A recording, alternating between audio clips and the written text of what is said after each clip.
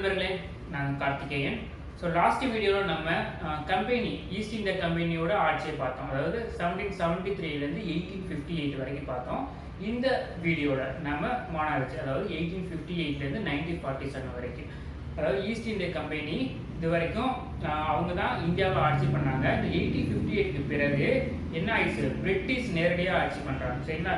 எதனால அப்படின்னா great revolt of India 1857க்கு பிறகு என்னது, சிப்பாய் கழகம் 1857 நடைபெற்ற பிறகு தொடர்ந்து இதே மாதிரி போச்சுன்னா இந்தியன்ஸ் வந்து நமக்கு சப்போர்ட் பண்ண மாட்டாங்க. அப்படிங்கிறதுக்காக என்ன பண்ணிட்டாங்க, ஈஸ்ட் இந்தியா கம்பெனி இனிமேல் நீங்கள் ஆட்சி பண்ணாதீங்க, ஸோ இனிமேல் நேரடியாக எங்களோட ஆட்சி இருக்கும், அதாவது பிரிட்டிஷோட ஆட்சி இருக்கும் அப்படின்னு சொல்லிட்டு சில மாற்றங்கள்லாம் கொண்டு வராங்க. சரிங்களா? ஸோ அது மாற்றங்களுக்கு அந்த அறிவிக்கிறாங்க. யாருன்னா விக்டோரியா மகாராணி 1857 ஒரு ரூல்ஸ், இனிமேல் நாங்கள் எப்படி ஃபாலோ பண்ண போகிறோம், என்னென்ன செய்ய போகிறோம் அப்படிங்கிறத பற்றி ஒரு ரூல்ஸ்ன்னு சொல்கிறாங்க. அது என்ன சொல்லுவாங்கன்னா மேக்னா கர்த்தா அப்படின்னு சொல்லுவாங்க. ஸோ மேக்னா கர்த்தா அப்படிங்கிறது தமிழ் என்னன்னா மகாசாசனம். சரிங்களா? ஸோ மகாசாசனம் அப்படிங்கிறது என்னன்னா செட் ஆஃப் ரூல்ஸ். சரிங்களா? இனிமேல் எப்படி ஃபாலோ பண்ணணும். இப்போ நம்ம ஒரு டாக்குமெண்ட்ஸ் வச்சுருக்கோம், அதாவது கான்ஸ்டியூஷன் அப்படின்னு வச்சுருக்கோம். அப்போது அவங்க வந்து மகாசாசனம் அப்படிங்கிறது தான் சொல்லுவாங்க. சரிங்களா? ஸோ அதில் என்ன சொல்கிறாங்க அப்படின்னா, இனிமேல் ஈஸ்ட் இந்தியா கம்பெனி இந்தியாவை ஆட்சி செய்யாது, இனிமேல் நாங்கள் தான் ஆட்சி செய்ய போகிறோம் சொல்லிட்டு அவங்க அதுக்கு பிறகு அவங்க கொண்டு வர சட்டத்தை தான் இப்போ பார்க்க போகிறோம். என்னது, கவர்மெண்ட் ஆஃப் இந்தியா ஆக்ட் 1858. ஓகேவா?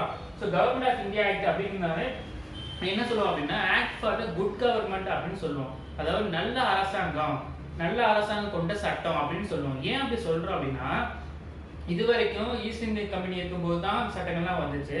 அது நிறைய இது அவங்களுக்கு ஃபேவரா, யாருக்கு, பிரிட்டிஷ்க்கு ஃபேவராகவே. ஒரு சிவில் சர்வீஸ் வந்தால் பிரிட்டிஷ் தான் இருப்பாங்க, பார்லிமெண்ட் இருந்தால் அவங்க தான் அதிகமாக இருப்பாங்க. ஸோ இந்த மாதிரி பெரும்பாலும் பிரிட்டிஷ்க்கு ஃபேவராகவே அவங்க செயல்பட்டாங்க. இதுக்கு பிறகு தான் என்ன ஆகுது அப்படின்னா, இந்தியன்ஸ்க்கு கொஞ்சம் ஃபேவராக சில இது ரூல்ஸ் அண்ட் ரெகுலேஷன் கொண்டு வராங்க. சரிங்களா? ஸோ என்னென்ன அப்படிங்கிறது பார்க்கலாம். So government of India act 1858 என்ன சொல்லுவாங்க, act for the good government, நல்ல அரசாங்கத்துக்கான சட்டம் அப்படின்னு சொல்லுவாங்க. ஸோ இதில் என்ன மாறி இருக்கு அப்படின்னா, ஈஸ்ட் இந்தியா கம்பெனி இது வரைக்கும் செயல்பட்டாங்க, இனிமேல் யாருக்கு போயிருது, பிரிட்டிஷ் கிரவுனுக்கு போயிருது. பிரிட்டிஷோட கியூன் இருக்காங்களா, விக்டோரியா மகாராணி, அவங்கள்ட்ட இனிமேல் அவங்க தான் நேரடியாக ஆட்சி பண்ண போறாங்க. சரிங்களா? ஸோ இது வரைக்கும் இந்தியாவை நிர்வாகப்படுகிறது யார், ஓவரால கம்ப்ளீட் அத்தாரிட்டி யார்கிட்ட இருந்துச்சு அப்படின்னா, the governor general of India. இப்போ யாருக்கு போகுது, ஸோ புதுசாக ஒரு போஸ்ட் கிரியேட் பண்ணுறாங்க, வைஸ்ராய் அப்படின்ட்டு. சரிங்களா? வைஸ்ராய் அப்படிங்கிறது தமிழ் என்னன்னா அரச பிரதிநிதி. அதாவது பிரிட்டிஷ் கிரவுண்ட் இருக்காங்க, அவங்க நேரடியாக இங்கே ஆட்சி செய்ய முடியாது. ஸோ என்ன பண்ணுறாங்க, இங்கே ஒரு ஆள் நம்பரை வச்சுட்டு இனிமேல் நான் செய்கிற வேலையை நீங்கள் செய்யுங்க அப்படின்ட்டு. இப்போ ஃபார் எக்ஸாம்பிள் இப்போ கரண்ட் சுச்சுவேஷனில் இவங்க எப்படின்னா, பிரசிடென்ட் தான் இந்தியா ஃபுல்லாகவே பார்க்கணும், முழு நிர்வாகம் பண்ணக்கூடியது அவர் தான். ஆனால் அவர் முழுமையாக எல்லா ஸ்டேட்டையுமே பார்க்க முடியாது. அதனால என்ன பண்ணுறாங்க, கவர்னர்னு ஒன்று நியமிச்சிருக்காங்க. சரிங்களா? இவங்க பண்ணுற வேலையை யார் பண்ணிட்டு இருக்கப்போ ஒவ்வொரு ஸ்டேட்லேயும் கவர்னர். அதே போல தான் ஸோ பிரிட்டிஷ் மகாராணி பண்ண வேண்டிய வேலையை யார் பண்ண போறா, வைஸ்ராய். அப்படி வைஸ்ராய்ங்கிற ஒரு பதவி வந்தோடனே ஃபர்ஸ்ட் யாரை நியமிச்சாங்க அப்படின்னா, கேனிங் பிரபு, லார்ட் கேனிங். சரிங்களா? நெக்ஸ்ட் வேற என்ன மாற்றங்கள்லாம் கொண்டு வராங்க அப்படின்னா, இங்கிலாந்துல இந்தியாவுக்காக செக்ரட்டரி ஆஃப் ஸ்டேட், சரிங்களா, அரசின் செயலாளர், செக்ரட்டரி ஆஃப் ஸ்டேட்னு ஒரு ஆபீஸ் கிரியேட் பண்றாங்க. சரிங்களா? இந்த செக்ரட்டரி ஆஃப் ஸ்டேட் ஒண்ணு இல்லை, இப்போ வைஸ்ராய் இருந்து பிரசிடென்ட் மாதிரி தான் இந்த செக்ரட்டரி ஆஃப் ஸ்டேட் இப்போ இருக்க பிரைம் மினிஸ்டர் மாதிரி கம்ப்ளீட் அத்தாரிட்டி. சரிங்களா? அவங்க தான் ரூல் பண்ணுவாங்க, அட்மினிஸ்ட்ரேஷன் பண்ணுவாங்க இந்தியா ஃபுல்லாக. ஸோ செக்ரட்டரி ஆஃப் ஸ்டேட் ஒரு ஆஃபீஸ் கிரியேட் பண்ணி இவங்களுக்கு உதவி செய்யறதுக்கு ஒரு கவுன்சில் ஆஃப் இந்தியான்னு சொல்லி 15 மெம்பர், எத்தனை மெம்பர்ஸ், 15 மெம்பர்ஸ் கொண்ட குழு உருவாக்குறாங்க. சரிங்களா? ஸோ 15 மெம்பர் கொண்ட குழுக்கு இவங்க சேர்மன் யார் அப்படின்னா, இந்த செக்ரட்டரி ஆஃப் ஸ்டேட் தான். ஓகேவா? ஸோ இவங்க செக்ரட்டரி ஆஃப் ஸ்டேட் யார் அப்படின்னா, பிரிட்டிஷ் பார்லிமெண்ட்ல one of the member, cabinet குழு பார்த்தீங்களா, அந்த கேபினெட் குழுவில் ஒன் ஆஃப் த மெம்பர் தான் யார், இந்த செக்ரட்டரி ஆஃப் ஸ்டேட். சரிங்களா? தென் டபுள் கவர்மெண்ட் முடிவுக்கு வருது, இரட்டை அரசாங்கம் முடிவுக்கு வருது. இங்க கவர்மெண்ட் ஆஃப் இந்தியா 1858 தான் டபுள் கவர்மெண்ட் முடிவுக்கு வருது. டபுள் கவர்மெண்ட் என்னன்னு ஆல்ரெடி பார்த்தோம், Pitt's India 1784. So Pitt's act 1784ல பார்த்தோம். ஸோ என்ன பார்த்தோம், டபுள் கவர்மெண்ட்னா 2 போர்டு இருப்பாங்களா, board of control and court of directors. சரிங்களா? அது இப்போ முடிவுக்கு வருது. சரிங்களா? ஸோ வேற என்ன இருக்குன்னா, 1860 ஐபிசி அறிமுகப்படுத்துறாங்க. சரிங்களா? இங்க 1837ல ரெக்கமெண்ட் பண்ணாங்க, 1837ல ரெக்கமெண்டேஷன் பண்ணதை 1860ல அறிமுகப்படுத்துறாங்க. வேற என்ன பண்றாங்க அப்படின்னா, பட்ஜெட் அறிமுகப்படுத்துறாங்க. ஃபர்ஸ்ட் பட்ஜெட் அறிமுகமானது எப்போது 1860. ஸோ இதோட கண்டினியூவா இதை பார்த்தீங்கன்னா இது எல்லாமே உங்களுக்கு மைண்ட் நிற்கும். ஓகேவா? 1858 நடந்த ஈவெண்ட் என்னது இவ்வளவுதான். ஓகேவா?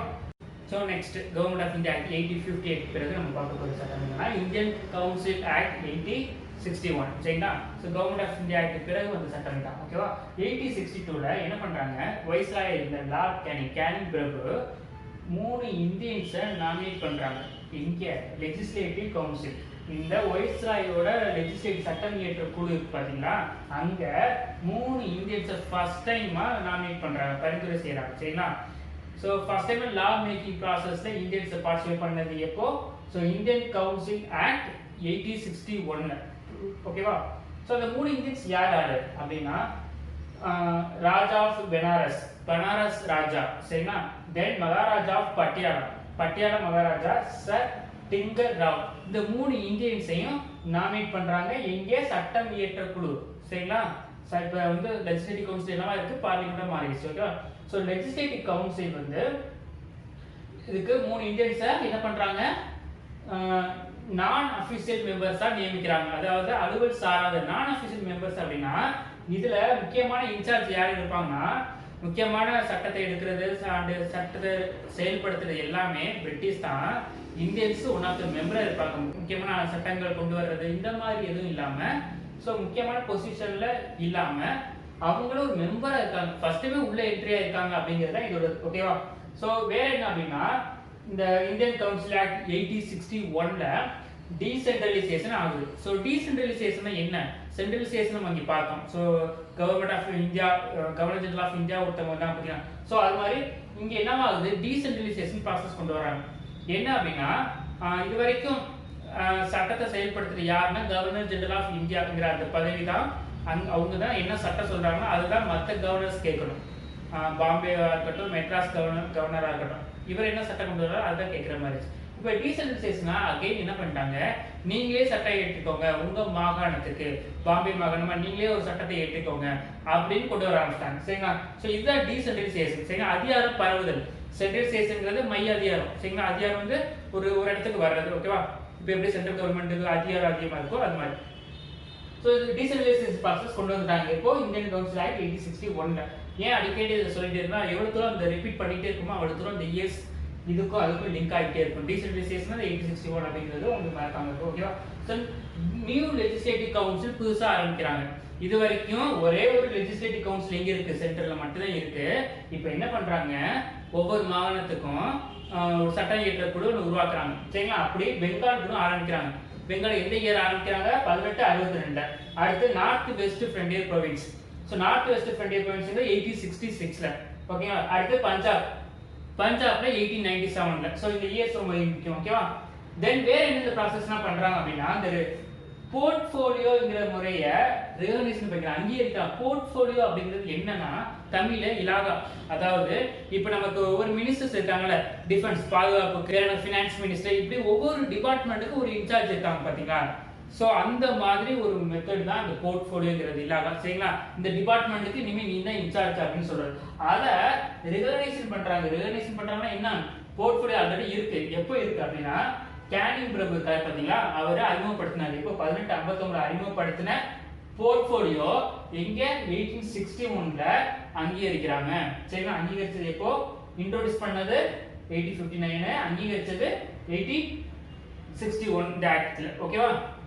தென் வேற என்ன பண்றாங்கன்னா ரொம்ப முக்கியமானது இந்த வைஸ்ராய்ங்கிறது ஆர்டினன்ஸ். அதாவது வைஸ்ராய்க்கு ஆர்டினன்ஸ் பவர் கொடுக்கணும். ஆர்டினன்ஸ் பவர்னா அவசர சட்டம். சரிங்களா? ஸோ அதே மாதிரி அவசர சட்டம் அப்படின்னா ஜென்ரலா சட்டம் எங்கே ஏற்றுவாங்க, இந்த லெஜிஸ்லேட்டிவ் கவுன்சில் சட்டம் ஏற்ற குழுல தான் சட்டம் ஏற்றுவாங்க. அங்கே மெம்பர்ஸ் யாருமே கூடல, செஷன் நடைபெறல.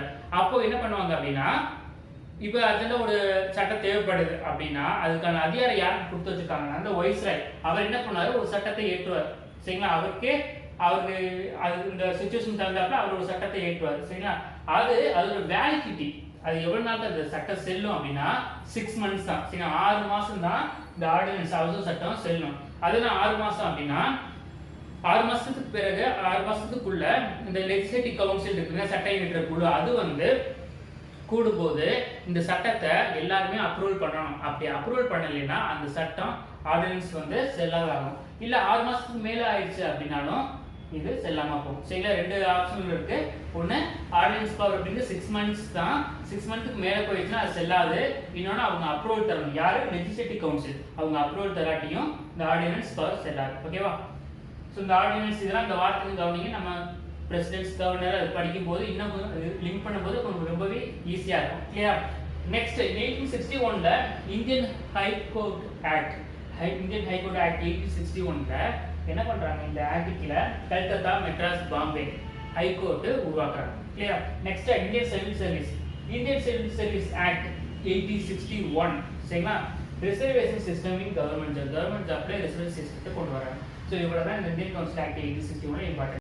ஓகே, நெக்ஸ்ட் பார்த்தீங்கன்னா நம்ம இந்தியன் கவுன்சில் ஆக்ட் 1892 1892க்கான இந்தியன் குழு ஆக்ட் சட்டம் வந்து நம்ம பார்க்க போகிறோம். ஓகேவா?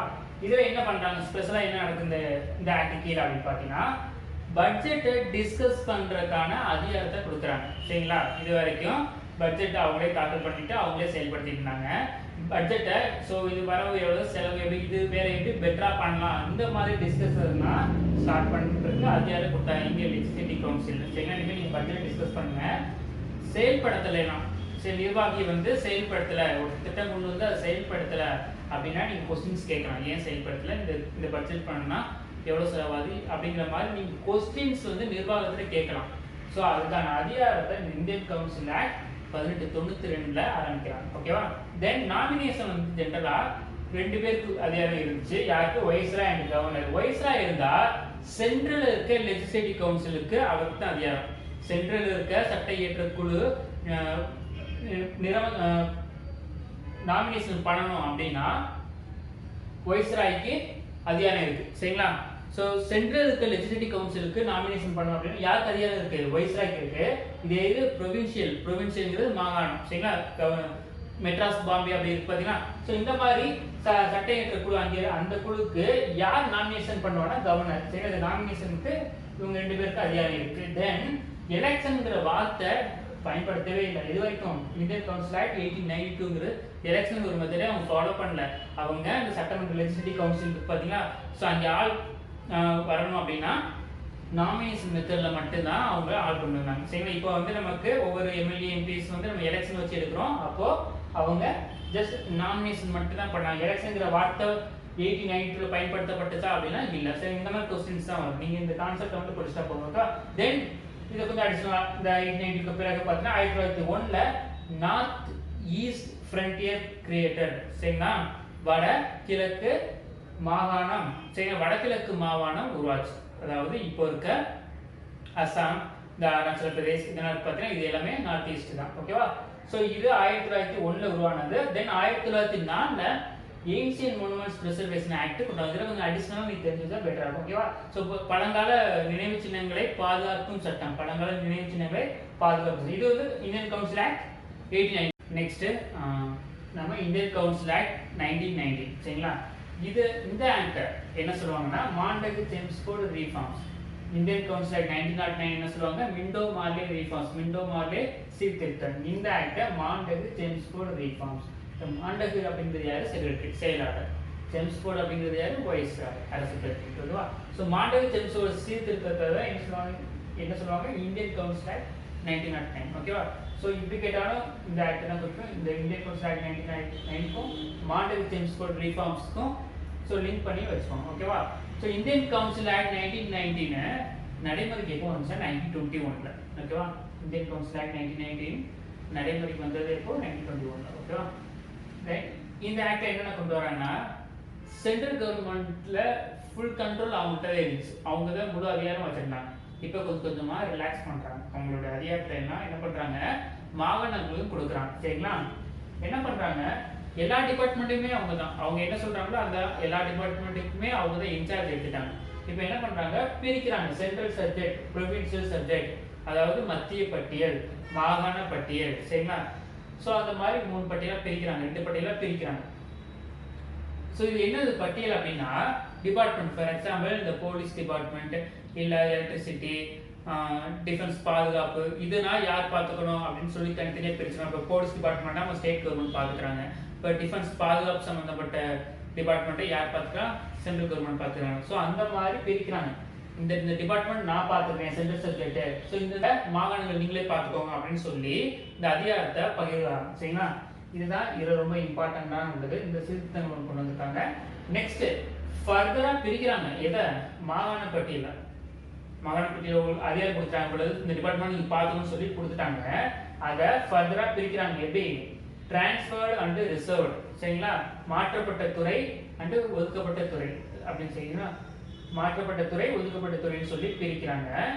இதுக்குலாம் இன்சார்ஜ் யாரு? ஏன்னா மாகாணத்துக்கு இன்சார்ஜ் யாரு? கவர்னர். சரிங்களா, அந்த ரெண்டு இது பிரிக்கிறாங்க. ரெண்டுக்குமே இன்சார்ஜ் கவர்னர் தான். சரிங்களா, ஆனா இது எப்படி செயல்படுத்துவாங்க அப்படின்னா, இந்த டிரான்ஸ்ஃபர்டு பார்த்தீங்கன்னா மாற்றப்பட்ட துறை அதை யாரோட உதவியில பண்ணுவாங்க? Governor, minister of legislative council, சட்டமன்றம் பார்த்தீங்களா, அங்க இருக்க அமைச்சர்கள் இருக்காங்கல்ல, அவங்களோட உதவியில் அவங்க என்ன ஆலோசனை தராங்களோ இந்த மாதிரி செய்யலாம் அப்படின்னு அவங்க எது கொடுக்குறாங்களோ அதை இவர் செயல்படுத்துவார் கவர்னர். எதுக்கு? டிரான்ஸ்ஃபர்டில் இருக்க அதுல இருக்க அந்த டிபார்ட்மெண்ட்ஸ்னா. சரிங்களா, இதே ரிசர்வ்டு ஒதுக்கப்பட்டது இதுக்கு இன்சார்ஜ் கவர்னர் தான். ஆனா இந்த டிபார்ட்மெண்ட் இருக்கிறது எப்படி செயல்படுத்துவார்னா, அவருடைய எக்ஸிகியூட்டிவ் கவுன்சில் நிர்வாக குழு இருக்கு பாத்தீங்களா, அதாவது இது வந்து தன்னிச்சையா செயல்படுறது. இவர் என்ன முடிவு எடுக்கிறாரோ அதுதான் இந்த டிபார்ட்மெண்ட் சம்பந்தமா ஆக்ஷன்ஸ் நடக்கும். ஆனா இங்கே வந்து தன்னிச்சையா செயல்பட மாட்டாரு. யாரோட ஆலோசனை வேணும்? மெம்பர் இருக்காங்க பாத்தீங்கன்னா, சட்டமன்ற மெம்பர்ஸ், அவங்களோட ஆலோசனைப்படி தான் செயல்பட முடியும் டிரான்ஸ்ஃபர். சரிதான், எனக்கு ஒரு கான்செப்ட். இந்த கான்செப்ட் என்ன சொல்லுவாங்கன்னா டயார்ச்சி, இரட்டை ஆட்சி அப்படின்னு சொல்லுவாங்க. நமக்கு டயார்ச்சிக்கும் டபுள் கவர்மெண்ட்டுக்கும் டிஃபரன்ஸ் தெரியும். டபுள் கவர்மெண்ட்ல இரட்டை அரசாங்கம், இது இரட்டை ஆட்சி. என்ன டிஃபரன்ஸ்? டபுள் கவர்மெண்ட் என்னன்னு பார்த்தோம். Board of control, court of directors, ரெண்டு ஃபங்க்ஷன் பண்ணுவாங்க. சரிங்களா, கோர்ட் ஆஃப் டைரக்டர்ஸ்னா கமர்ஷியல் ஃபங்க்ஷன் பார்த்துருந்தாங்க. போர்ட் ஆஃப் கண்ட்ரோல்னா என்ன பண்ணாங்க? Political activities. அது டபுள் கவர்மெண்ட், இரட்டை அரசாங்கம். இது டயார்ச்சி. ஒரே ஆளு தான் ரெண்டு ஆட்சியை செயல்படுறது, ஒரே கவர்னர் தான். இதுக்கு வந்து மினிஸ்டரோட ஆலோசனை தேவைப்படுது. இந்த இதுக்கு சம்பந்தப்பட்டதுன்னா நிர்வாகத்தோட அதாவது தன்னிச்சையாவே செயல்படுவார். ஒண்ணு மினிஸ்டரோட ஆலோசனை தேவைப்படுது, இன்னொன்று தன்னிச்சையா செயல்படுறது. ஸோ ஒரே ஆளு இரட்டை ஆட்சி பண்றதுனால, இந்த ரெண்டு டிபார்ட்மெண்ட் இரட்டை ஆட்சி பண்றதுனால இதை என்ன சொல்லுவாங்க? டயார்ச்சி, இரட்டை ஆட்சி அப்படின்னு சொல்லுவாங்க. இந்த இது வந்து ஒரு எக்ஸ்பெரிமெண்ட் தான். சரிங்களா, ஒரு சோதனை முயற்சி தான். இந்த சோதனை பெரும்பாலும் தோல்வி அடைஞ்சிச்சு. ஓகேவா, தென் ஆனா இதுல இருக்க கான்செப்ட் தான் கொஞ்சம் கொஞ்சமா இப்போ பயன்படுத்திட்டு இருக்கோம். ஸோ அதெல்லாம் போக பார்க்கலாம். தென் 3 of 6 அப்படின்னா எக்ஸிகியூட்டிவ் கவுன்சில் மொத்தம் 6 பேர்னா அதுல 3 பேர் யாரு? இந்தியன்ஸ் தான் இருந்தாங்க. ஸோ இது ஒரு கான்செப்ட். தென் வேற என்ன சீர்திருத்தம் கொண்டு வராங்க அப்படின்னா, ஸோ பைகாமரலிசம், ரொம்பவே இம்பார்ட்டன்ட். பைகாமரலிசம் எப்போ அறிமுகம் ஆனது அப்படின்னா இந்தியன் கவுன்சில் ஆக்ட் 1990, அதாவது மாடல் டெர்ம்ஸ் ஆஃப் ரிஃபார்ம்ஸ். ஓகேவா, ஸோ பைகாமரலிசம் அப்படிங்கிறது இரவை இன்னைக்கு நம்ம பயன்படுத்திட்டு இருக்கோம் பாத்தீங்கன்னா, பார்லிமெண்ட்ல அப்பர் ஹவுஸ், லோயர் ஹவுஸ், மேலவை, கீழவை, அதாவது council of states, legislative assemblies. ஓகேவா, சட்டமன்றம், சட்ட மேலவை அப்படின்னு சொல்றோம் பாத்தீங்கன்னா, அந்த கான்செப்டை முதல்ல அறிமுகப்படுத்தினாங்க பைகாமரலிசம் இரவை. அதாவது இதுவரைக்கும் நம்ம என்ன, இந்தியன் லெஜிஸ்லேட்டிவ் கவுன்சில் எப்படி ஒரே அவையா இருந்துச்சு, மத்திய சட்டம் இயற்றக்கூடிய அந்த குழு. சரிங்களா, அது எப்படி இருந்துச்சு? சிங்கிளா இருந்துச்சு. இப்போ எப்படி ஆயிடுச்சு? இரு அவையா மாத்தாங்க. ஒரே இப்போ பார்லிமெண்ட் எப்படி லோக்சபா, ராஜ்யசபா அப்படி பார்த்தீங்கன்னா, அது இது அந்த கான்செப்ட் இங்கே தான் கொண்டு வராங்க. Upper house, lower house. Upper house அப்படிங்கிறது கவுன்சில் ஆஃப் ஸ்டேட், லோயர் ஹவுஸ்ங்க லெஜிஸ்லேட்டிவ் கவுன்சில். இதை ரீப்ளேஸ் பண்றாங்க, ஒரு அவையா இருந்து இரு அவையா மாத்துறாங்க. இங்க எடுத்த மெம்பர்ஸ்லாம் எப்படி எடுக்கிறாங்க? ஃபர்ஸ்ட் டைம் எலெக்ஷனுங்க வச்சு எடுக்கிறாங்க. இது வரைக்கும் நாமினேஷன் பண்ணி தான் எடுத்தாங்க. எலெக்ஷனுங்கிறது அறிமுகமானது எப்போ? இந்த இந்தியன் கவுன்சில் ஆக்ட் 1919. கிளியரா? ஸோ பைகாமரலிசம் எலெக்ஷன் அறிமுகமானது இந்தியன் கவுன்சில் ஆக்ட் 1919. ஓகே, இது இம்பார்ட்டன்ஸான ஒன்று. தென் வேற என்ன இதுல சீர்திருத்தம் பெருசா பண்ணாங்க அப்படின்னா, அது நம்ம பார்த்தோம் செப்பரேட் எலக்டோரேட் யாருக்கு, தனி தொகுதி யாருக்கு பண்ணியிருந்தாங்க? முஸ்லிம்ஸ் மட்டும் பண்ணியிருந்தாங்க. இப்போ எக்ஸ்டெண்ட் பண்றாங்க, வேற யாருக்கும் அலோவ் பண்றாங்க? Six, Christians, Anglo Indians and Europeans, அவங்க எல்லாருமே எக்ஸ்டெண்ட் பண்றாங்க. இது வரைக்கும் முஸ்லிம்ஸ் மட்டும்தான் தனி தொகுதி ஓட்டு எலக்ட் பண்ணாங்க. இனிமேல் சிக்ஸுக்கு அவங்களுக்கும் தனி தொகுதி இருந்து அவங்க சீக்கிரஸ் மட்டும் ஓட்டு போடுவாங்க. ஸோ அந்த மாதிரி கிறிஸ்டியன்ஸ், ஆங்கிலோ இந்தியன்ஸ், யூரோப்பியன்ஸ் இந்த மாதிரி. வேற என்ன பண்றாங்கன்னா, ஒரு புது ஆஃபீஸ் ஒன்று உருவாக்குறாங்க. எங்கே? லண்டன்ல இந்தியாவுக்காக ஹை கமிஷனர், ஸோ உயர் ஆணையர் அப்படிங்கிற மாதிரி ஒரு பதவியை, ஒரு ஆஃபீஸ் உருவாக்குறாங்க. இவர் என்ன பண்ணுவாருன்னா இவர் பார்த்துட்டு இருந்தார் பாத்தீங்களா செக்ரட்டரி, அந்த செக்ரட்டரி ஆஃப் ஸ்டேட் அப்படின்னு சொன்னா செயலாளர் ஹை கமிஷனர் சொல்லி ஒரு பதவியை உருவாக்கி இவர் பார்த்துட்டு இருந்த சில வேலைகள்னா இவர் பார்க்க ஆரம்பிச்சார். சரிங்களா? ஸோ நெக்ஸ்ட் பார்த்தீங்கன்னா இந்தியன் கவுன்சில் ஆக்ட் 1919 என்ன இருக்குன்னா பப்ளிக் சர்வீஸ் கமிஷன் பார்த்தீங்கன்னா பணியாளர் தேர்வாணையம். ஸோ அதை உருவாக்குறாங்க. ஸோ அதை உருவாக்கி என்ன பண்ணுறாங்க, சென்ட்ரல் பப்ளிக் சர்வீஸ் கமிஷன் உருவாக்குறாங்க. சரிங்களா? இப்போ யூனியன் பப்ளிக் சர்வீஸ் கமிஷன் அது பார்த்தீங்கன்னா ஸோ முதல்ல பப்ளிக் சர்வீஸ் கமிஷன் உருவாக்கிட்டு அது ஸ்டார்டிங் எப்படி சொன்னாங்கன்னா சென்ட்ரல் பப்ளிக் சர்வீஸ் கமிஷன் இந்த இயர் 1926ல சரி 1926 சென்ட்ரல் பப்ளிக் சர்வீஸ் கமிஷன் உருவாக்குது. ஓகேவா? இந்த ஆக்டிலே லிங்க் பண்ணி அடுத்தடுத்த ஒரு ஸ்டோரி மாதிரி படிச்சீங்கன்னா அந்த இயர்ஸ் வந்து உங்களுக்கு மைண்ட்ல நிற்கும். சரிங்களா? இந்த ஆக்டிலே அப்படியே கண்டினியூவா பார்த்துட்டே வராங்க. ஓகேவா? தென் வேற என்ன பண்றாங்கன்னா இந்த ஆக்ட்ல ஃபர்ஸ்ட் டைமா பட்ஜெட், இது வரைக்கும் பட்ஜெட் யார் பண்ணிட்டு சென்ட்ரல்ல இருக்க சட்டமன்றம் மட்டும் தான் பண்ணிட்டு இருக்காங்க. ஃபர்ஸ்ட் டைமா ப்ரொவின்சியல் பட்ஜெட் உருவாக்குறாங்க. சென்ட்ரல்ல இருந்து இனிமே மாகாணத்துக்கு நீங்களே பட்ஜெட் உருவாக்கிக்கோங்க. சரிங்களா? இனிமே உங்களோட பட்ஜெட் நீங்களே இன்சார்ஜ் எடுத்துக்கோங்க அப்படின்னு சொல்லி ஃபர்ஸ்ட் டைமா செப்பரேட் பண்ணாங்க, பிரிக்கிறாங்க. ஓகேவா? தென் ஒரு ஸ்டாச்சுரி கமிஷன் சட்ட சம்பந்தமா ஒரு ஆணையத்தை நியமிக்கிறாங்க. சரிங்களா? எதுக்காக அப்படின்னா ஸோ இப்போ 1919 ஒரு 10 வருஷத்துக்கு அப்புறம் இப்போ கொண்டு வர இந்த ரூல்ஸ் அண்ட் சட்டங்கள்னா எப்படி நடைமுறையில் இருக்கு, ஸோ அதுக்கான ஃபீட்பேக்ஸ் வாங்குறதுக்காக, ஸோ அதை ஒரு என்கொயரி பண்ணுறது, அந்த ரிப்போர்ட்ஸ் எந்த மாதிரி இருக்கு ஃபீட்பேக்ஸ் அப்படின்னு தெரிஞ்சுக்கிறதுக்காக ஸோ 10 வருஷத்துக்கு அப்புறம் அந்த ஸ்டாச்சுரி கமிஷன் அப்படிங்கிறவங்க என்ன பண்ணுவாங்க, ஸோ ரிப்போர்ட்ஸ் வந்து சப்மிட் பண்ணுவாங்க. சரிங்களா? எப்போ 1919 10 வருஷம்னா 1929ல நீங்க ஒரு போய் இது சட்டம்னா எப்படி செயல்பட்டு இருக்கு அப்படின்னு சொல்லி ஒரு ரிப்போர்ட் கொடுங்க அப்படின்னு சொல்றாங்க. சரிங்களா? ஸோ அப்படி அமைக்கப்பட்ட ஒரு குழு தான் என்னது சைமன் கமிஷன். சைமன் கமிஷன் நல்லாவே தெரியும். ஸோ ஃபுல் நேம் என்னது ஜான் சைமன் தலைமையில் வந்த அமைப்பு தான் சைமன் கமிஷன். சரிங்களா? இது ஆக்சுவலாக 10 வருஷம் அப்படின்னா 1929ல வரும், 1929ல. ஸோ 2 இயர்ஸ் முன்னாடி வந்துருவாங்க நவம்பர் 1927ல. சரிங்களா? எத்தனை மெம்பர் இருப்பாங்க, 7 மெம்பர் இருப்பாங்க. 7 மெம்பருமே பிரிட்டிஷ். அதனால இந்தியன்ஸ் போராட்டம் பண்ணுவாங்க. ஸோ லாலா லஜ்பத் ராய் போனவங்க இறப்பாங்க. சரிங்களா? ஸோ இந்த சைமன் கமிஷன் அவங்க என்கொயரி பண்ணி ஸோ என்ன மாதிரி இம்ப்ரூவ் பண்ணிக்கலாம் அடுத்து அப்படின்னு சொல்லி ரிப்போர்ட் கொடுத்தது எப்போனா 1930ல. சரிங்களா? அவங்க சைமன் கமிஷன் ரெக்கமெண்டேஷன் பண்ணது முக்கியமான பாயிண்ட்ஸ் என்னன்னா ஸோ டயாலஜியை ஒழிச்சிருங்க, இரட்டை ஆட்சியை ஒழிச்சிருங்க. தென் எஸ்டாப்ளிஷ்மெண்ட் ஃபெடரேஷன், சில கூட்டாட்சியை கொண்டு வாங்க. ஃபெடரேஷன் அப்படிங்கிறது ஸ்டார்டிங் எப்படி இருந்துச்சுன்னா பிரின்ஸ்லி ஸ்டேட்டு, அதாவது அரசர்கள் இருக்காங்க நம்ம இந்திய நாட்டோட அரசர்கள். ஓகேவா? அண்ட் பிரிட்டிஷ் ஆட்சி பண்றாங்க. இன்னொன்று பார்த்தீங்கன்னா இளவரசர்கள். அதாவது இளவரசர்கள் அப்படிங்கிறது அவங்க தான் ஆட்சியில் இருப்பாங்க. ஆனால் முழுக்க ஃபுல் கண்ட்ரோல் யார்கிட்ட இருக்கும் அப்படின்னா பிரிட்டிஷ் தான் இருக்கும். இந்த பிரிட்டிஷ் இந்தியா அப்படிங்கிறது என்னன்னா பிரிட்டிஷ் இந்தியா பகுதி அப்படிங்கிறது என்னன்னா பிரிட்டிஷ் நேரடியாக ஆட்சி பண்றது. ஸோ பிரின்ஸ்லி ஸ்டேட் அப்படிங்கிறது என்னதுன்னா பிரிட்டிஷ் நேரடியாக ஆட்சி பண்ணாம நம்ம இந்தியன்ஸை வச்சு நம்ம அவங்களுக்கு வேண்டப்பட்ட அரசர்களை வச்சு அந்த பகுதியை ஆட்சி செய்ய சொல்லுவாங்க. சரிங்களா? இதுதான் British India and princely state. சரிங்களா?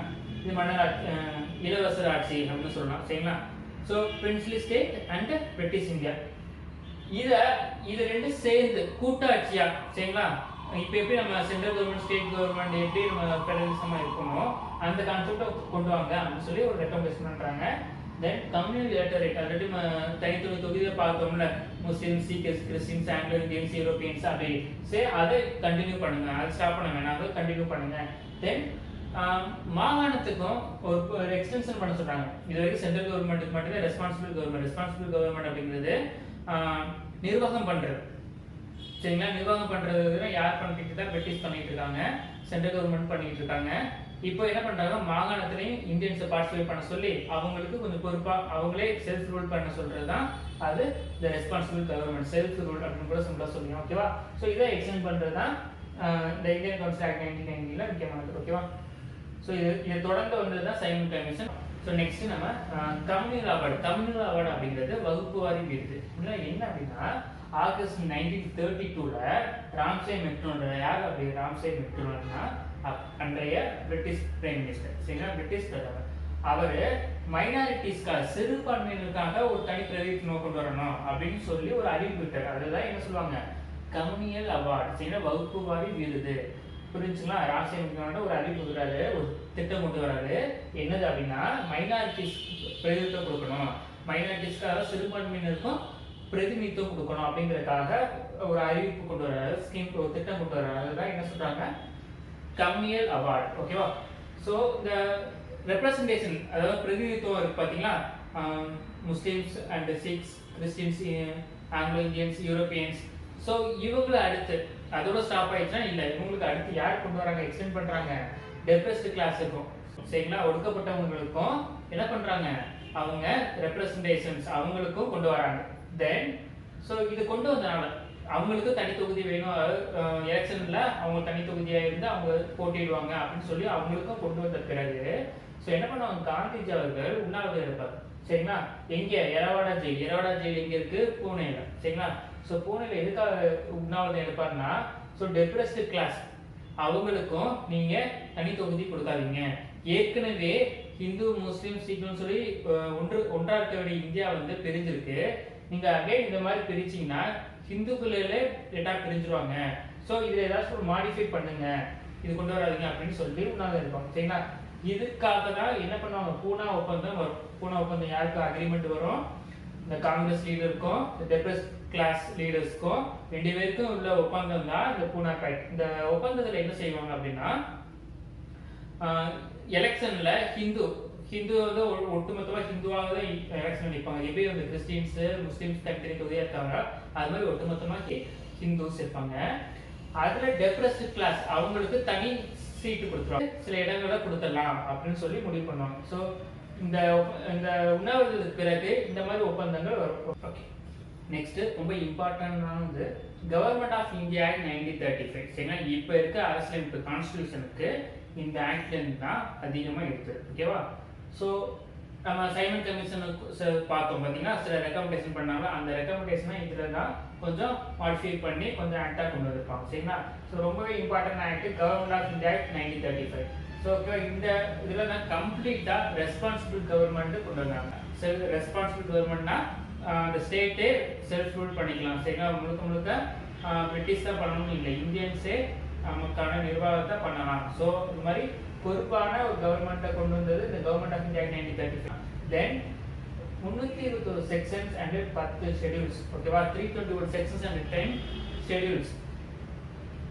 இவ்வளவு நமக்கு இந்த இது வரைக்கும் அவங்க கொண்டு வந்த ஆக்ட் எல்லாத்தையும் பார்த்துட்டு, ஸோ புதுசாக ஒரு சட்டத்தை ஆல்மோஸ்ட் கான்ஸ்டியூஷன் ஆல்மோஸ்ட் இங்கேயே உருவாயிடுச்சு. எத்தனை கொண்டு வந்திருக்காங்கன்னா 321 செக்ஷன் மற்றும் 10 ஷெட்யூல்ஸ், 10 அட்டவணைகள் கொண்டு வந்துட்டாங்க. தென் ஆல் இந்தியா ஃபெடரேஷன்ங்கிற கான்செப்ட் நம்ம சைமன் கமிஷன் ரெக்கமெண்ட் பண்ணா பார்த்தீங்கன்னா, ஸோ இங்கே வந்து நடைமுறை கொண்டு வந்துட்டாங்க. ஆல் இந்தியா ஃபெடரேஷன் இந்தியாவோட கூட்டாட்சி மெத்தடை வந்து என்ன பண்ணுறாங்க, எஸ்டாப்ளிஷ் பண்ணுறாங்க. சரிங்களா? இங்கே உருவாக்குறாங்க. ஃபெடரேஷன் அப்படிங்கிறது கூட்டாட்சி. ஸோ இது எப்படி பவர்ஸ் எப்படி பிரிக்கிறாங்க, அதாவது ஃபெடரேஷன் கூட்டாட்சி எப்படி பவர்ஸ் பிரிக்கிறாங்கன்னா, சென்ட்ரல் கவர்மெண்ட்டை ஸோ எப்படி பிரிக்கிறாங்க, சென்டர் அண்ட் யூனிட்ங்கிறது பகுதி. இந்த யூனிட்டை எப்படி பிரிக்கிறாங்கன்னா, ப்ரொவின்ஸ் அண்ட் பிரின்ஸ்லி ஸ்டேட், அதாவது மாகாணம் அப்படிங்கிறதும், அதாவது மாகாணம் அப்படிங்கிறது பிரிட்டிஷ் இந்தியா ஆட்சி பண்றது, பிரிட்டிஷ் வந்து ஆட்சி பண்றது. சரிங்களா? அது வந்து மாகாணம். பிரின்ஸ்லி ஸ்டேட்ங்கிறது இந்தியன்ஸ் ஆட்சி பண்றது. சரிங்களா? நேரடியா பிரிட்டிஷ் ஆட்சி பண்றது மாகாணம். பிரின்ஸ்லி ஸ்டேட் அப்படிங்கிறது மறைமுகமா, அதாவது ஹெட் அவங்க தான் இருப்பாங்க, ஆனா அவங்களுக்கு அந்த பகுதியை ஆட்சி பண்றது ஒரு இந்தியன்ஸா இருப்பாங்க. சரிங்களா? இந்த 2 பகுதியை சேர்த்து யூனிட்னு பிரிச்சு சென்டர் யூனிட்னு சொல்லி இவங்க 2க்கும் பவர், சென்டர் நான் கொஞ்சம் பவர் வச்சுக்கிறேன், ஐ மீன் அதிகாரம், இந்த டிபார்ட்மெண்ட் நான் பார்த்துக்கிறேன், சில இந்த டிபார்ட்மெண்ட் நீங்க பார்த்துக்கோங்க அப்படின்னு சொல்லி தனித்தனியாக பிரிக்கிறாங்க. இந்த கான்செப்ட் தான் ஃபெடரேஷன் கொண்டு வராங்க. தென் இதுல வேற என்ன பண்றாங்க, முக்கியமானதுன்னா டயாலஜி வந்து ஒழிக்கிறாங்க. எங்க மாகாணத்துல மட்டும் இரட்டை ஆட்சி, கவர்னர் வந்து 2 ஆட்சி பண்ணாங்க பாத்தீங்களா. ஒன்று எக்ஸிக்யூட்டிவ் கவுன்சில், அதாவது அவருடைய நிர்வாக குழு இருக்காங்க பார்த்தீங்கன்னா, தன்னிச்சையா செயல்படுறதும், இன்னொன்று என்ன லெஜிஸ்லேட்டிவ் கவுன்சில், அது மெம்பர் சொல்ற ஆலோசனைப்படி செயல்படுற அந்த இரட்டை ஆட்சியை மாகாணத்துல மட்டும்தான் ஒழிக்கிறாங்க, சென்ட்ரல்ல ஒழிக்கிறாங்க. சரிங்களா? Then introduced provincial autonomy. Provincial autonomy அப்படிங்கிறது என்ன அப்படின்னா, மாகாண சுயாதிகாரம் அப்படின்னு சொல்லுவாங்க. ஓகேவா? அதாவது கவர்னர் வந்து எக்ஸிக்யூட்டிவ் கவுன்சில் மூலமா செய்யறது, அதாவது தன்னிச்சையா செயல்படுற அதை ஒழிச்சிட்டு முழுக்க கவர்னர் எப்படி செயல்படுவார்னா, மெம்பர்ஸ் இருக்காங்க, லெஜிஸ்லேட்டிவ் கவுன்சிலோட மெம்பர், சட்டமன்றம் இருக்கு பார்த்தீங்கன்னா, அதோட உறுப்பினர்கள் என்ன சொல்றாங்களோ அதுபடி தான் இனிமேல் செயல்படுவாங்க. இதுதான் ப்ரொவின்சியல் அட்டானமி, மாகாண சுய அதிகாரம். அதாவது மாகாணத்துல ஒரு செல்ஃப் ரூல் அவங்களாவே. நெக்ஸ்ட் பைகாமரலிசம். ஸோ பைகாமினலிசம் ஆல்ரெடி பார்த்தோம், இரு அவை அப்பர் ஹவுஸ் லோயர் ஹவுஸ், இரு அவை ராஜ்யசபா லோக்சபா மாதிரி அது ஒரு இரு அவை அப்படின்னு சொல்லி பார்த்தோமா. Council of state, legislative assembly சட்டமன்றம், மேலவை. ஓகேவா, இந்த கான்செப்டை ஏன் இங்கே கொண்டு வராங்கன்னா மொத்தம் அப்போ பார்த்தீங்கன்னா பெரிய பெரிய மாகாணமா இந்த இது மெட்ராஸ், பாம்பே, பெங்கால் இந்த மாதிரி மாகாணம் ஒரு 11 மாகாணம் இருந்துச்சு சரிங்களா, ஆக்ரா இந்த மாதிரி. அதில் 6 மாகாணத்துக்கு இந்த பைகாமினலிசம் கான்செப்டை கொண்டு வந்துடுறாங்க. சக்கி மேலவை அப்படின்னு சொல்லுவோம்னா அதை கொண்டு வந்தாங்க. எந்தெந்த மாகாணம் அப்படின்னா Bengal, Bombay, Madras, Bihar, Assam, unitary province. B வந்து 3 ட்ரிபிள் பி. ஓகேவா, so Bengal, Bombay, Bihar, then Madras, Assam, unitary province அப்படிங்கிறது ஒருங்கிணைக்கப்பட்ட மாகாணம், அதாவது இன்றைய உத்தரப்பிரதேஷ் சரிங்களா. உத்தரப்பிரதேஷ் சொல்றது தான் யூனிட்டரி ப்ரொவின்ஸ், ஒருங்கிணைத்த மாகாணம் அப்படின்னு சொல்லுவாங்க. ஸோ இதுல தான் பைகாமினலிசம் அறிமுகப்படுத்துறாங்க. தென் நம்ம இதுல பார்த்தோம் பார்த்தா எஸ்டாப்ளிஷ் ஆல் இந்தியா ஃபெடரேஷன்ல பவர்ஸ் பிரிச்சாங்கல்ல. ஸோ இதை ஃபர்தரா எப்படி பிரிக்கிறாங்கன்னா சென்டர் அண்ட் யூனிட் பிரிச்சாங்க. இவங்களுக்கு எப்படி இந்த பட்டியல் உருவாக்குறாங்க அப்படின்னா 3 லிஸ்ட் உருவாக்குறாங்க. ஒன்று ஃபெடரல் ஓகேங்களா, ஃபெடரலுக்கு 59 ஐட்டம்ஸ், 59 ஐட்டம்ஸ்னா 59 துறைகளை அவங்க தான் பார்த்துப்பாங்க. அண்ட் ப்ரொவின்சியல் மாகாணத்துல 54 துறைகள். கன்கரண்ட் பொது பட்டியல் அது பார்த்தீங்களா, இது மத்திய பட்டியல், இது மாகாண பட்டியல், இது பொது பட்டியல். அதாவது மத்திய பட்டியல்னா சென்ட்ரல் கவர்மெண்ட் பார்த்துக்குவாங்க, ப்ரொவின்சியல்னா யாரு, ஸோ யூனிட்டுக்கு இந்த பகுதி கொடுத்தாங்க ப்ரொவின்சியல் சரிங்களா. இதில் பிரின்ஸ்லி ஸ்டேட் வந்து அவங்க இந்த ஃபெடரேஷன் கான்செப்டுக்குள்ள வரமாட்டாங்க. தனியாக பிரிக்கும் போது இப்படி பிரிச்சாங்க, ஆனால் பிரின்ஸ்லி ஸ்டேட் வந்து அவங்க பார்ட்டிசிபேட் பண்ணிக்க மாட்டாங்க. அதனால ப்ரொவின்சியல் மட்டும் தான் இன்சார்ஜ் எடுத்துட்டாங்க. ஸோ ப்ரொவின்சியல் வந்து 54 ஐட்டம்ஸ் சரி, 54 துறைகள் அவங்க தான் இன்சார்ஜ் எடுத்துக்குவாங்க. அதாவது அவங்களே சட்டத்தை செயல்படுத்துறது, அது சம்பந்தமாப்பட்ட எல்லா ஆக்டிவிட்டீஸுமே அவங்களே பார்த்துக்குவாங்க. நெக்ஸ்ட் கன்கரண்ட் லிஸ்ட்னா ரெண்டுத்துக்குமே பொதுவானது. ஸோ இந்த டிபார்ட்மெண்ட்னா 2 பேருமே டீல் பண்ணிக்குவாங்க, 2 பேருமே பேசுகிறது. சரி ஃபண்ட் கொடுக்கணும் அப்படின்னா 2 பேருமே பேசிக்குவாங்க, 30% 50% அப்படின்னு 2 பேரும் டீல் பண்ணி. ஸோ அந்த டிபார்ட்மெண்ட்டை 2 பேருமே இன்சார்ஜ் பண்ணுவாங்க, 2 பேருமே டிஸ்கஸ் பண்ணி அதை ஹேண்டில் பண்ணுவாங்க சரிங்களா. ஸோ மிச்சத்தை இதில் இல்லாதது இதை யார் பார்த்துக்குவாங்கன்னா ஹெட் யாரு, வைஸ்ராய், ஸோ அவர் பார்த்துக்குவார். நெக்ஸ்ட் எக்ஸ்டெண்ட் பண்றாங்க, யாருக்கு இது வரைக்கும் என்ன பார்த்துருக்கோம். ஸோ முஸ்லீம்ஸ், சீக்கியர்ஸ், கிறிஸ்டியன்ஸ், டெப்ரஸ் கிளாஸ் அது வரைக்கும் பார்த்தோம். இப்போ ஃபர்தரா என்ன பண்றாங்க, விமன்ஸ் அண்ட் லேபர்ஸ்க்கும் தனித்தொகுதியை கொடுக்கறதுக்கா ஸோ எக்ஸ்டெண்ட் பண்றாங்க. வேற என்ன இதுல பார்த்தீங்கன்னா ஆர்பிஐ அறிமுகப்படுத்துறாங்க. இந்த இயர்ல 1935ல ஆர்பிஐ அறிமுகப்படுத்துறாங்க. இது போக நம்ம அங்க பார்த்தோம் சென்ட்ரல் சர்வீஸ் கமிஷன் 1926ல பார்த்தோமா. ஸோ இது இங்கே மாகாணத்துல பப்ளிக் சர்வீஸ் கமிஷன் மற்றும் ஜாயிண்ட் பப்ளிக் சர்வீஸ் கமிஷன். மாகாணத்துக்கும் பணியாளர் தேர்வாணையம் கொண்டு வந்தாங்க. அதே சமயத்தில் ஜாயிண்ட் பப்ளிக் சர்வீஸ் கமிஷன் அப்படிங்கிறது 2 or more 2-3 மாகாணங்கள் சேர்ந்து அந்த பணியாளர்கள் தேர்ந்தெடுப்பாங்க. இந்த கான்செப்ட் இங்க 1935ல கொண்டு வராங்க. ஸோ இப்போ நம்ம டிஎன்பிஎஸ்சி அப்படின்னு சொல்றோம் பார்த்தீங்கன்னா அந்த மாகாணம் அப்படிங்கிறது இது. ஓகேவா.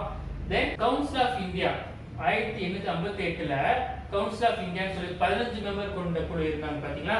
செக்ரட்டரி ஆஃப் ஸ்டேட் செயலாளருக்கு அந்த அமைப்பை, அதாவது அவங்க ஆலோசனை வழங்கிட்டு இருந்த அந்த அமைப்பை உடைக்கிறாங்க. தென் 1937ல ஃபெடரல் கோர்ட் உருவாக்குறாங்க. அதாவது கூட்டாட்சி நீதிமன்றம் சரிங்களா. கூட்டாட்சி நீதிமன்றத்தை 1937ல உருவாக்குறாங்க. ஸோ இதுதான் கவர்மெண்ட் ஆஃப் இந்தியா ஆக்ட் 1930. இதுதான் பெரும்பாலும் இப்போ இருக்க அரசியலமைப்புல கொண்டு வந்தாங்க. நெக்ஸ்ட் நம்ம கவர்மெண்ட் ஆஃப் இந்தியா 1935 பிறகு என்ன ஆகுது அப்படின்னா February 20, 1947ல அட்லிங்கிறவர் கிளைமேட் அட்லி அப்படிங்கிறது பிரிட்டிஷ் பிரைம் மினிஸ்டரா இருந்து வந்துட்டாங்க சரிங்களா. அவர் ஒரு அனௌன்ஸ்மெண்ட் பண்றாரு. என்ன பண்றாரு அப்படின்னா பிரிட்டிஷ் ஆட்சி இனிமே இந்தியாவில் இருக்காது, ஜூன் 30, 1948க்குள்ள நாங்க இந்தியாவை விட்டு வெளியேறிடுவோம் அப்படின்னு சொல்றாங்க. ஜூன் 30, 1948, ஜூன் 30, 1948க்குள்ள இந்தியாவை விட்டு நாங்கள் வெளியே போயிடுவோம், பிரிட்டிஷ் ஆட்சி முடிவுக்கு வருது அப்படின்னு சொல்லி எப்போ அனௌன்ஸ் பண்றாரு, February 20, 1947 சரிங்களா. நெக்ஸ்ட் ஜூன் 3, 1947 இந்த அனௌன்ஸ்மெண்ட் பண்ண பிறகு என்ன பண்ணிட்டாங்கன்னா அந்த முஸ்லீம் லீக், அதாவது பாகிஸ்தான் தனிநாடா வேணும்னு கேட்ட அந்த முஸ்லீம் லீக் என்ன பண்ணிட்டாங்க, ஸோ அவங்களுக்கு எங்களுக்கு தனிநாடு வேணும்னு சொல்லி கோரிக்கை கொடுத்தனால என்ன ஆகுது, ஜூன் 3, 1947ல மவுண்ட் பேட்டன் ஒரு பார்ட்டிஷன் பிளான் ஒன்று கொண்டு வராரு. ஸோ அவர் கொண்டு பிரிக்கிறது சரிங்களா, இந்தியாவும் பாகிஸ்தான் பிரிக்கிற அந்த பிளான் திட்டத்தை கொண்டு வர்றாரு. ஸோ அதனால இந்த திட்டத்தை என்ன சொல்லுவாங்கன்னா மவுண்ட் பேட்டன் பிளான் அப்படின்னு சொல்லுவாங்க. மவுண்ட் பேட்டன் திட்டம் அப்படின்னு சொல்லுவாங்க. ஸோ மவுண்ட் பேட்டன் எப்போ வைஸ்ராய பதவியில் இருக்கிறாருன்னா மார்ச் 24, 1947 மார்ச் 1947 வைஸ்ராய மவுண்ட் பேட்டன் இருக்காரு. ஸோ ஜூன் 3, 1947 இந்த திட்டத்தை கொண்டு வராங்க. இது மவுண்ட் பேட்டன் இந்தியா பாகிஸ்தான் பெரிய திட்டத்தை முஸ்லீம் லீக் கேட்டதுனால. சரிங்களா? ஸோ இதுக்கு பவுண்டரி கமிஷனுக்கு ஹெட்டா, அதாவது எல்லை பிரிக்கிறதுக்கு எல்லை ஆணையத்துக்கு தலைவரை யாரை போடுறாங்க? ரெட்க்ளிஃப். ஏன்னா ரெட்க்ளிஃப்ங்கிறவர் தான் பவுண்டரி கமிஷன். இதனால தான் இந்தியா பாகிஸ்தான் அந்த பவுண்டரி லைன் என்ன சொல்லுவாங்க? ரெட்க்ளிஃப் லைன் சொல்லுவாங்க. ஸோ ரெட்க்ளிஃப் இந்த பவுண்டரி கமிஷனுக்கு ஹெட்டா போடுறாங்க. தென் ஸோ பிரிக்கிறாங்க. இந்தியா பாகிஸ்தான் பிரிச்ச பிறகு என்னென்ன பகுதினா பாகிஸ்தானா இருக்கு அப்படின்னா மாகாணங்கள் வெஸ்ட் பஞ்சாப் இருக்குல்ல, ஈஸ்ட் பஞ்சாப் வெஸ்ட் பஞ்சாப்னு சொல்லி பிரிச்சுறாங்க. அதுல வெஸ்ட் பஞ்சாப் பாகிஸ்தானுக்குள்ள போயிடுது. தென் சிந்து பகுதி, தென் பலுச்சிஸ்தான். சரிங்களா? Baluchistan, then east Bengal. West Bengal east Bengal இருக்கு பார்த்தீங்கன்னா. ஸோ ஒரே பெங்கால் இருந்தது, வெஸ்ட் பெங்கால் ஈஸ்ட் பெங்கால் அப்படி இருந்துச்சு. அதுல ஈஸ்ட் பெங்கால் வந்து பாகிஸ்தான் போகுது. ஈஸ்ட் பெங்கால் தான் இன்றைய பங்களாதேஷ். சரிங்களா? அது பாகிஸ்தானுக்குள்ள கொண்டு வராங்க. அடுத்து நார்த் வெஸ்ட் ஃப்ரண்டியர் ப்ரொவின்ஸ் அந்த ஏரியா ஃபுல்லாவே. சரிங்களா?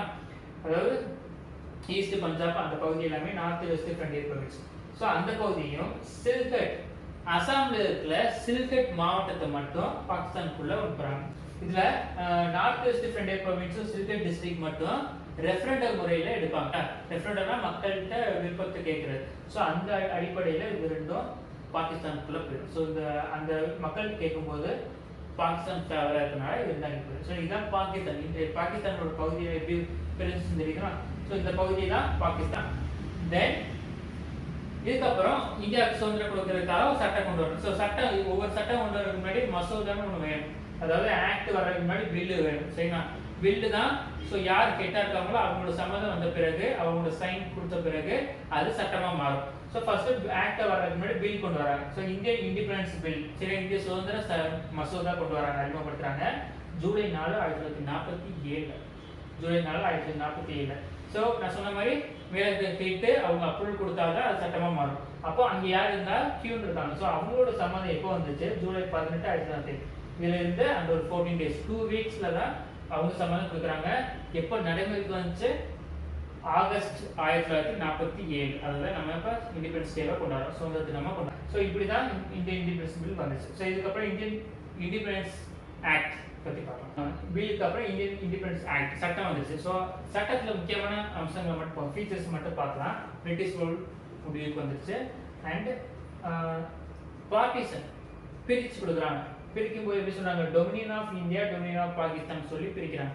அது என்ன டொமினியன் அப்படின்னு? இது ஒரு ஸ்டேட்டஸ், இந்தியாவோட அந்த ஸ்டேட்டஸ், பாகிஸ்தானோட அந்த ஸ்டேட்டஸ், டொமினியன் அந்தஸ்து கொடுக்குறாங்க. டொமினியன்னா என்ன அப்படின்னா பிரிட்டிஷ் நேரடியாக ஆட்சி பண்ணாங்க பார்த்தீங்களா? ஸோ பிரிட்டிஷ் ஆட்சி அப்படிங்கும் போது அதுக்கு யார் தலைவராக இருந்தாங்கன்னா கியூன். ஸோ ஹெட் யாரு? தலைவர் கியூன், அதாவது பிரிட்டிஷ்காரவங்க இருந்தாங்க. நிர்வாகம் பண்ணது யாரு? பிரிட்டிஷ் தான். ஸோ ரிபப்ளிக், இப்போ நம்ம ரிபப்ளிக் அப்படின்னா என்ன சொல்லுவோம்னா ஹெட் யாரு? அந்த நாட்டை சேர்ந்தவங்க. அதாவது இந்திய கண்ட்ரி ரிபப்ளிக் கண்ட்ரின்னு சொல்றோம்னா, ஏன்னா நமக்கு ஹெட் யாரு? பிரசிடென்ட். பிரசிடென்ட் யார்? எந்த நாட்டை சேர்ந்தவர்? நம்ம நாட்டை சேர்ந்தவர் தான். நிர்வாகம் பண்ற பிரைம் மினிஸ்டர் யார்? நம்ம நாட்டை சேர்ந்தவங்க. ஸோ ரெண்டுமே நம்ம நாட்டை சேர்ந்தவங்க. இங்க பிரிட்டிஷ் ஆட்சி அப்போ ரெண்டுமே பிரிட்டிஷ் சேர்ந்தவங்க.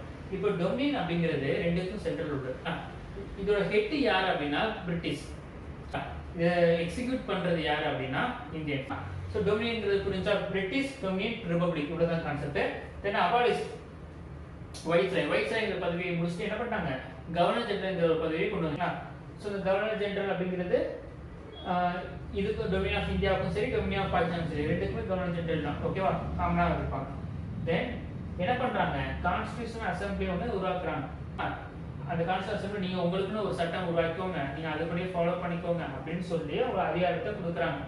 ஸோ அரசியலமைப்பு சபை, அதாவது பார்லிமெண்ட் இப்போ சொல்றோம் பார்த்தீங்கன்னா, அது கான்ஸ்டிடியூஷன் அசம்பிளி உங்களுக்குன்னு நீங்க உருவாக்கிக்கோங்க அப்படின்னு சொல்லி அதுக்கு பவர் கொடுக்குறாங்க. இனிமேல் எங்களோட சட்டத்தை நீங்க ஃபாலோ பண்ண அவசியம் இல்லை, உங்களுக்கு நீங்க அரசியலமைப்பு உருவாக்கிட்டு ஃபாலோ பண்ணிக்கோங்க அப்படின்னு சொல்லி பவர் கொடுக்குறாங்க.